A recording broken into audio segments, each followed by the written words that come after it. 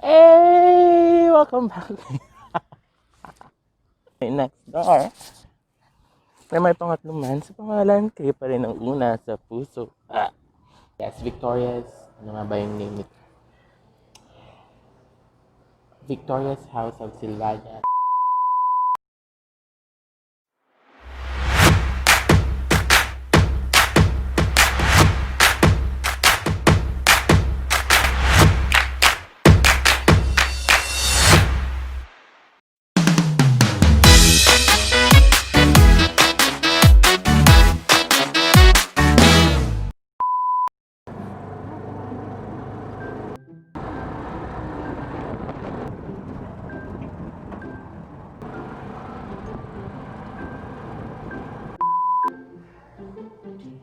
Hi everyone, it's been a while. Again, this is me, your boy next door, Jem the Third, na may pangatlong man sa isipan, kayo pa rin ang una sa puso. And we're here in another episode. For today, apparently, I got lost for ideas during the quarantine. So, ngayon lang ulit ako bumalik to create a new vlog. And we're here right now in Victoria's. Yes, Victoria's. Ano nga ba yung name nito? Victoria's House of Silvanas. Ito yung flagship store nila sa Pueblo de Panay. And by the way, this is not sponsored. I'm just, chose this place to make it more comfy. And ano nga bang gagawin natin for today? We're gonna do the pep talk with a random topic. So for today, we're gonna discuss something na that came across my messenger yesterday or last night, was it? From a friend on Facebook.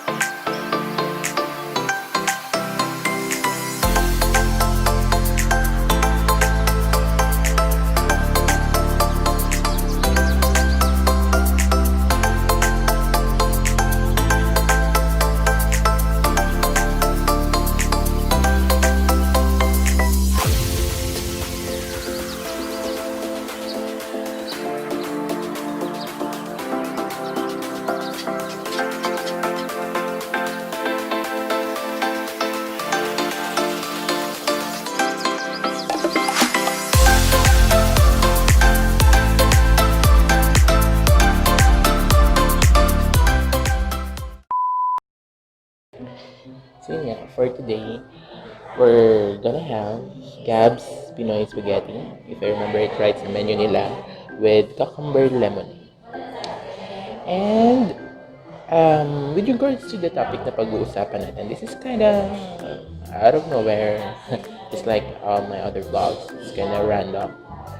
So we're gonna talk about how you how do we see feelings as valid feelings or as valid emotions? Why did I choose to have this as a topic? Kasi, yun nga, kagabi, I had a friend in Facebook who kind of discussed or opened up to me this topic kung saan bali yung pinaka main point niya is that we should not look on ourselves as someone who's not worthy of someone's attention or someone's time or someone's feelings, but we just have to, acknowledge how or what they feel towards us and how how we feel about it. Siguro hindi natin kailangang i-reject just because hindi natin gusto yung tao, or maybe because we see ourselves too much for that person or that they are too much for us, and that's why we would try to reject the thought or the feelings na pwede pala or baka naman pwedeng mag-work out. Yung pinaka main point of argument is that hindi dapat ganun daw yung approach. We should just let the person feel or express their emotions towards us or their feelings towards us, and not um not kind of ignore it because it would hurt them in a way that we don't expect them to be hurt. You know. I'm going back. I'm gonna give you kind of a glimpse of what or how our conversation went through, and provide my points as well or my takeaways on that conversation and how I reacted or how I responded to that. So, pasensya nyo na pag medyo kumakain na kasi ngayon, nakagising ko lang guys.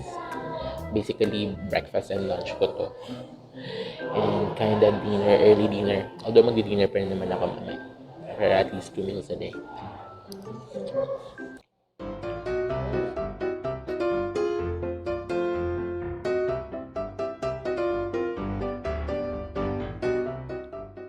This person had a story on Facebook.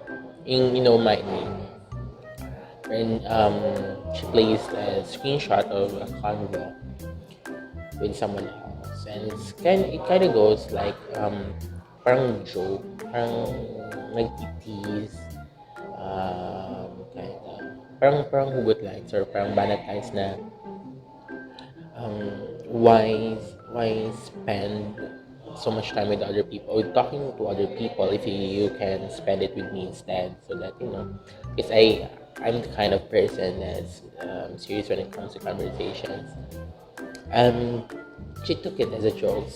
um sabi pa niya sa akin kasi nag-react ako dun sa mind niya, sabi niya pa sa akin, tsaka lang daw yun kasi at sana daw totoo na lang. So, well, who doesn't want to feel that way, di ba? Yung you are, or someone likes you, someone loves you. Well, I said jokes are happening, aren't they always happen? Because we may find jokes funny, but at some point, we would be able to think na hindi naman natin, hindi naman papasok sa isipan natin yung thought ng joke if we didn't mean or if we didn't intend to think of it. So that only means in a way na parang gusto natin, although it's a joke, parang gusto natin yung thought. And yun nga, sabi ko jokes are half men. And sabi niya sa akin, well, lagi naman ako nag-joke sa'yo. With the hint of intuition na nag-joke na ako sa'yo about my feelings, but you are responding it on such a way na joke din yun para sa'yo. It's as if you're not taking it seriously. My point there is that when it comes to feelings and emotions, it's okay to joke with it, but there would come, or there's an extent to it as well, kasi not all the time pwede tayong mag-joke, or some people might not take it the same way as I did, na joke lang siya.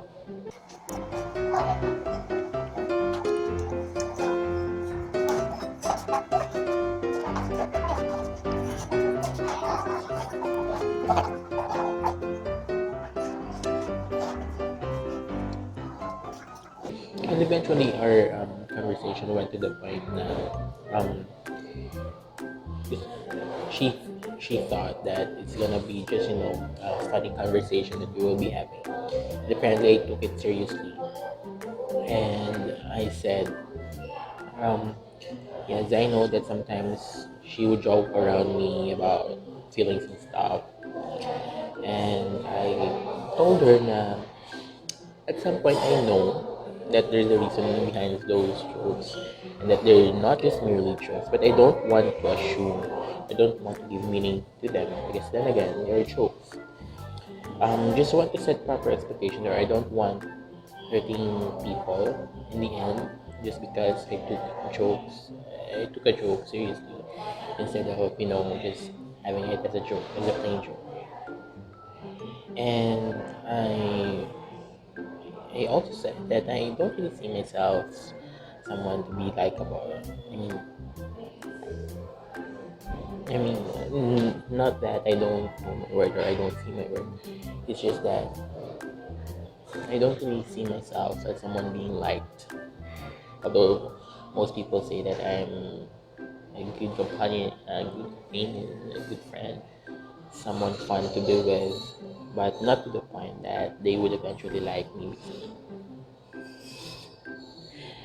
Yeah, well, I'm fun, and going back to the statement, I just want to set proper expectations. I don't want ending up hurting someone just because I entertain their feelings and did not respond accordingly to it.